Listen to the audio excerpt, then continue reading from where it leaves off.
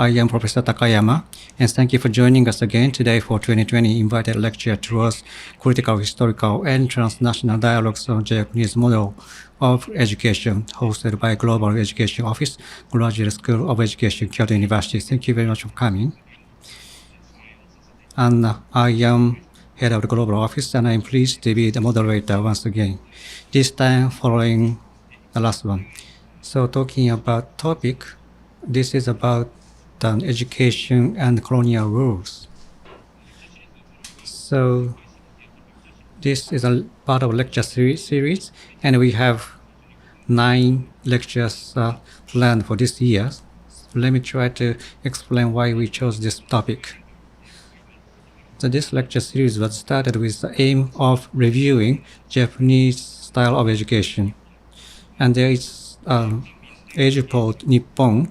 This is a private and government collaboration of the Ministry of Education of Japan.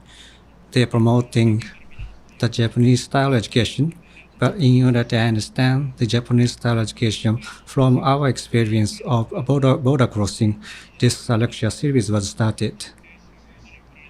And in the first lecture, Tamira Shimabukuro of the University of Seattle spoke about the experiences of Japanese Americans in concentration camps during the World War II. Especially, she talked about the concept of gaman that was found in the diaries, as the Professor Shimabukuro explained. But this time, the topic will be on education. The focus of today's talk will be on education during Japanese colonial rule in Taiwan and Korea on the other side of the Pacific at the beginning of the 20th century. That is 20 or 30 years before the concentration camps in the US. So today, Ministry of Education, Culture, Sports and Science and Technology is actively promoting Japanese educational practice abroad, especially in the form of educational assistance for developing countries. But Japan's colonial education in Taiwan and Korea is another example of Japan's overseas expansion of education. Furthermore, there are 2 similarities between these 2 cases. The first, both colonial education and today's overseas deployment of Japanese-style education in the form of international assistance in EDU-Port are, in a sense, acts of goodwill to help those in need.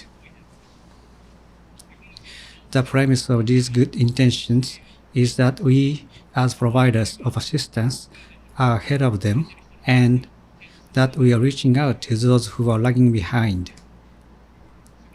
So it assumes a kind of timeline in which we are the future and they are in the past. And of course, I'm not suggesting that what the MEXT is trying to do today is the same as education under colonial rules in the past. Its political and geopolitical intentions are clearly different. But whether it is the civilizational progress of the colonial era or the development of today, it is based on a relationship based on a linear time frame.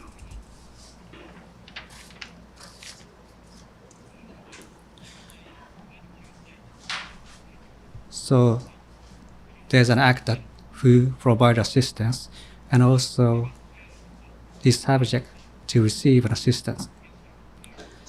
That relationship could be fixated. It may make it difficult to reflect on the act.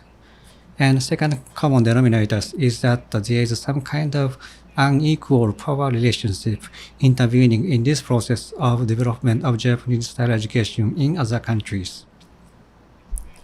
Under colonial rule, Japanese-style education was introduced by force and with overwhelming military power. Similarly, the political and economic imbalance between Japan and Egypt or Vietnam is one of the reasons why Japanese-style education, for example, tokkatsu has been introduced to Egypt, and Japanese-style physical education and musical instruments such as recorder have been introduced to Vietnam. And in Vietnam, especially in manufacturing industry, there are many Japanese companies in Vietnam. So they have a great impact on the economy of Vietnam. However, I don't want to make a hasty judgment that all this is bad just because it is accompanied by a certain type of violence.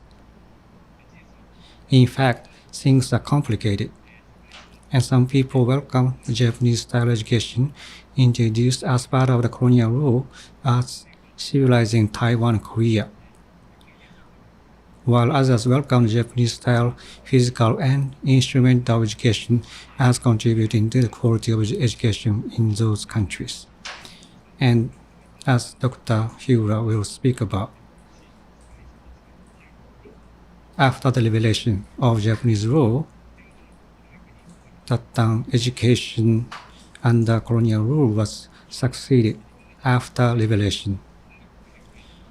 And also the Japanese style education, especially physical education as well as music in educations, are welcomed by some part of the Vietnam to contribute in the quality of education in Vietnam. So when I'm looking for someone who was doing methodical historical research on the multifaceted aspect, complexities, and antagonistic power relationship of education under colonial rule, I happened to come across a book written in 2013 by today's speaker, Dr. Satoko Hiura, in the library of our school, titled Shrines, Schools, and Colonies, Reversely Functioning Japanese Rule of Korea, published by Kyoto University Press, and I was very interested in having her to speak with us. I later learned Dr. Hiura was a graduate of our school, and Professor Hiura and I didn't know each other at all, but she answered my abrupt request without any hesitation, and I'm very grateful to her. And Dr. Hiura in 2011 earned doctorate at our school, and she worked as a full-time lecturer at the Faculty of Science and Technology, Teikyo University, for about 4 years. She then moved to the National Museum of Japanese History in Chiba Prefecture, where she is now an associate professor. Today, she will talk about intended break and unexpected continuation found through the analysis of school documents of Taiwan and Korea in 1945. Now, Dr. Hiura, the floor is yours.